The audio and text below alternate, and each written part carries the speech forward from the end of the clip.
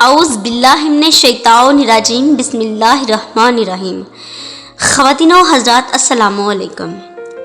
خداوند قدوس نے یہ ساری کائنات بنائی اور یقیناً وہی اس کا مالک ہے۔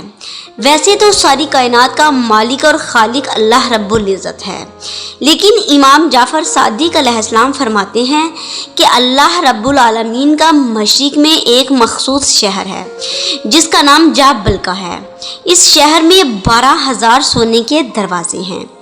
ایک در سے دوسرے در کا فاصلہ 100 کلومیٹر ہے اور ہر در پر ایک برجی ہے جس میں 12,000 کا لشکر رہتا ہے، اور یہ ہر وقت امام مہدی علیہ السلام کے ظہور کے منتظر ہیں۔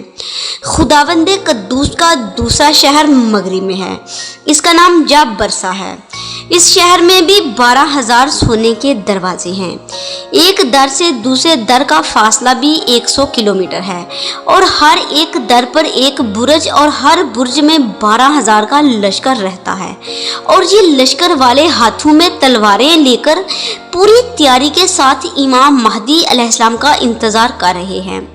جیسے ہی امام مہدی علیہ السلام کا ظہور ہوگا تو یہ لوگ امام مہدی علیہ السلام کے لشکر میں شامل ہوں گے۔